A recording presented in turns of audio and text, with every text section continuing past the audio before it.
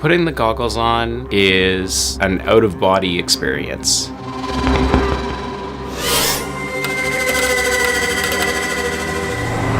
It feels really fast.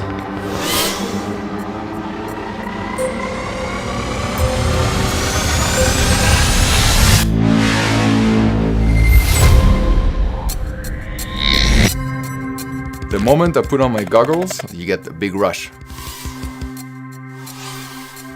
Feels like you're in the drone, you are the drone, and everything else is just gone. My heart was beating out of my chest, my palms were super sweaty, I was kind of shaking. The adrenaline high was just like, I just wanted that again. It really does feel like you're flying. It's intensely immersive. You become the drone.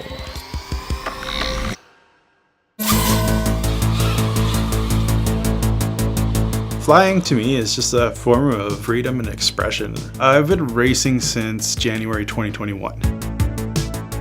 Bought a controller, tried the simulator, and a week later ordered my first drone, and it was far more fun than I had expected it being. Community was pretty small in the beginning. It wasn't even so much as a club back then. It was just a couple of friends getting together to fly our drones together. Flying season is so short here, especially in the wintertime, that we really needed an indoor space. But when people hear you're going to fly drones and you want to fly them in our building, the very first thing that we hear is we're not going to allow that. And the hurdle has been trying to legitimize the hobby so that we can gain access to some spaces so that we can get together and fly.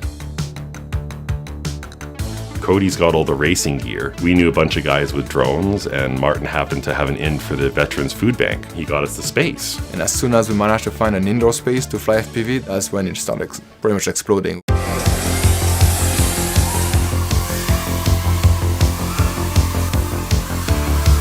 And the club kind of just went from there. We did one race, it went well. We did a second race, it went awesome. Our first race was 7 people, and then went to 8, went to 9, went to 10, and then got to like 25, and I was like, okay, we have something here that's special.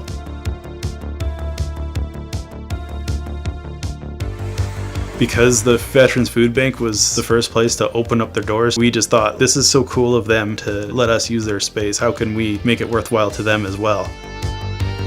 So the first race ever, we raised money to give to them as a thank you, and then we realized, well, let's just keep it going. Every amount that we've collected goes to the Veterans Association Food Bank. When we race at Émile Lazare High School, it goes to their athletic association. The first race that I attended, I was nervous walking in. I didn't know what to expect. I had a lot of questions and didn't know how anything worked, and everybody was super welcoming. Racing is weird in that it's probably the least competitive thing you can do. The rivalries are very friendly. We're very competitive when we're racing, but we're not competitors. There's not one time where a pilot has been left behind for not being good enough. Landed on somebody. Oh my goodness! If someone crashes and their drone's out, there is a community effort to either get that drone flying again or to find them a loaner drone. I think most people within our chapter are all passionate people. We've been supremely lucky in that regard.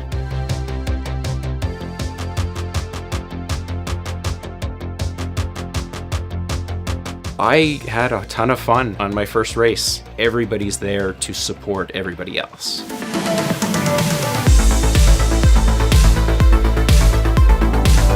I hope that we can, as a club to the outside world, be a good forward face for the drone hobby.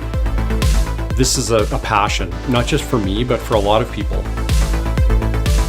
I thought this was just a few people that had a hobby that I'd never seen before. It's actually this wild, big hobby of people all around the world, and we're one little community of it in Edmonton, and yet we've grown into a racing chapter that's one of the biggest in Canada and is bigger than a lot of the chapters in the United States.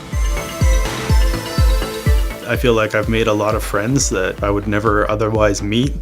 I was seeking a community, and the community grew out of it.